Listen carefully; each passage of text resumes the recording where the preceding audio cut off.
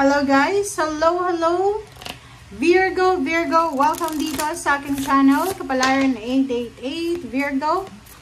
Alamin natin kung anong messages, vibration, gabay, energy para sa lahat ng Virgo. Okay. Tingnan natin Virgo. Okay, tingnan natin. Okay, first card mo is Archangel Botyaliel. Be interdependent, expand your horizon. Okay, yan ay para sa iyo Virgo. Virgo, huwag kang matakot. Kasi normal yan sa panahon ngayon. Lalo na kung hindi ka sigurado, makakaramdam ka ng takot.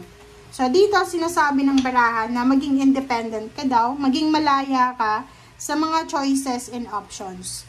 May mga Virgo dito na never pa silang nakapunta ng ibang lugar, never pa silang nakapag-travel, nakapagtrabaho sa malayong lugar, or never pa silang nakapunta sa international talaga. Okay? So, dito, sinasabi ng baraha, huwag kang matakot, Virgo. Be interdependent. So, sinasabi, if it's possible na gusto mong magtrabaho sa ibang bansa, try mo lang. Expand your horizon, expand your possibilities and opportunities. Okay? Dito naman, diba? So, yung second card mo, it's a manifestation na nagsasabi na kailangan mong maging courageous, Virgo. Kailangan mong trabahuhin. Strand card kasi to eh. So, kailangan mong trabahuhin kung ano man yan na mga kinakatakutan mo. Kailangan mong lakasan ng loob mo. Kailangan mong maging, kumbaga, or magtiwala ka sa sarili mo, sa kakayahan mo. And isipin mo na lahat ng tao dito sa mundo ay may purpose. So, kaya ka na andito, kaya yan nangyayari sa buhay mo sa ngayon, kasi may purpose ka. Okay? Be strong, be courageous, be motivated, be determined kung ano man yan na gusto mong gawin. Travel while you are young, travel where you can, while you can, diba? Parang ganon. And expand your horizon. Huwag kang mag-stay sa isang lugar, sa isang sitwasyon na alam mo na may mas maganda pa sa ibang lugar na sitwasyon, diba? So, huwag mong sayangin yung, lalo kung medyo bata ka pa, nako, go lang ng go. Okay? Tingnan mo. Diba? Ang ganda. Okay, Virgo. Yung first two cards natin sa third deck is the Moon and Two of Wands. Marami kang pinagpipilian eh. Maraming choices and options. Lalo na international. Gustong-gusto mo eh. Parang feeling mo, nandun yung swerte mo. 'Di ba? Parang feeling mo, nasa ibang bansa yung swerte ko. But the problem is, meron kang nararamdaman ditong fear, takot. Natatakot ka eh. Parang iniisip mo, ano kayong mangyayari sa akin doon? Tapos pag wala akong pera, pag wala pa akong sweldo, sino yung malalapitan ko? Hindi naman ako pwedeng tawag dito, humingi ng tulong kasi wala pa akong kakilala. Parang ganun. So, dito, sa negative na thoughts na yan, kailangan mong i-erase yan. Okay? Ayun nga, sabi sir dito ng strength card, na be courageous, and trabahuin mo yung takot na yan. Face it. Okay? Harapin mo, di ba? Alam ba? Siguro yung mga taong medyo, yung mga taong malalakas talaga yung loob nila, kahit hindi sila sigurado, meron silang nilalagay sa sarili nila na oras, like, okay, in just 1 year, in just 6 months, 3 months, itatry ko yan. Pag hindi ko yan nagustuhan, okay, aalis ako. Parang ganun. So, pwedeng gawin mo yon Virgo, sa sarili mo, na parang sabihin mo, okay, try natin to, 3 months. Kung maganda yan sa 3 months, tuloy-tuloy lang. If ayaw ko na, aalis na ako. Parang ganun. So, try mo lang.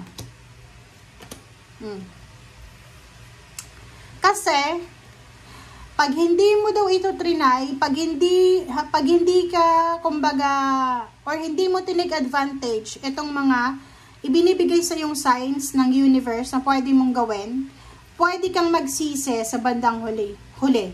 Maybe 5 years from now, pagsisisihan mo yung option na ginawa mo sa ngayon. Maybe 5 months from now, pagsisisihan mo kung bakit hindi mo tinanggap yung international offer, or bakit hindi mo tinanggap kung ano mga ino-offer sa'yo. So, maging maingat ka. 4 of Cups, inasabi ng bara, huwag tayong maghihintay sa wala. Huwag kang magsisettle sa kung ano lang yung nakikita mo sa ngayon. Expand your horizon. Okay? So, yun ang nakikita natin sa first cards. Diba? Dito naman, Zero the Fool and Eight of Pentacles. So, it's, yun nga, it's a confirmation of Two of Wands na maraming mga risky decision ka in terms of money. Like, eto yung trabaho na hindi ko pa alam. Diba? Eto yung bansa na hindi ko pa alam. Pero dahil sa kagustuhan kong kumita ng pera, bakit hindi ko i-try? Diba? So, maging matalino ka. Okay? Sinasabi ng baraha sa'yo dito, maging matalino ka, lalo na sa panahon ngayon. Alam mo ba sa panahon ngayon, pakapalan na talaga ng mukha. Hindi sa ganun guys ha. Maraming nakapag-aral ng kolehiyo, pero hindi sila masyadong nandun sa front. Nandun lang sila sa likod as supporting person kasi mahiyain. So ikaw, kung ano yung meron ka sa ngayon, kung alam mo na magaling ka, matalino ka, madiskarte ka, nako, pakita mo yan sa mundo kasi kailangan yan ng mundo. Kailangan yan sa ngayon eh. Kasi alam mo ba sa ngayon, ang daming mga, like for example, sa loob ng opisina, may mga empleyado na hindi sila capable. Nakapasok lang sila kasi may tawag dito, may backer, may white horse. Pero in terms of trabaho, in terms of knowledge and wisdom, wala sila. So, ikaw, like for example, kahit sabihin mo na, okay, wala akong white horse eh, wala akong padrino, padrina. So, okay, kahit wala kanyan, kung talagang gusto mo pumasok sa isang company or sa isang work na alam mo na magaling ka dyan, try mo lang, 'di ba? So, and showcase mo, 'di ba? Pakita mo kung ano yung galing mo, pakita mo kung ano yung kaya mo. Walang mapupuntahan yung mayain, yung iniisip yung sasabihin ng ibang tao, wala. Kailangan mong maging courageous. Kailangan mong maging strong. Kailangan mong maging independent. Okay? Okay. Oh, tingnan mo to.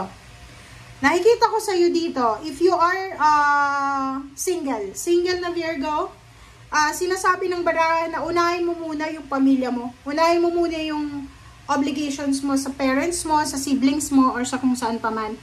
If in case may mag-offer sa'yo ng love life, ng kasal, or may ex ka na babalik sa'yo, na sasabihin sa'yo, oy Virgo, magpakasal na tayo, or Virgo, ganyan, ganito. No! Sabihin mo no.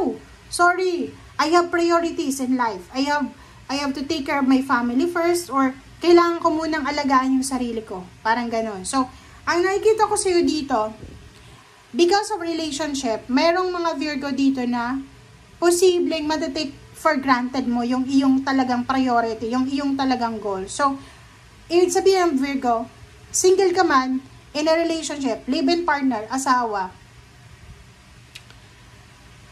love life, third party, sila yung pwede na maging sagabal para maiayos mo yung pamilya. So, kailangan natin maging courageous, maging strong, na labanan kung ano man yan na mga temptation na yan. Okay? Thank you guys. Bye!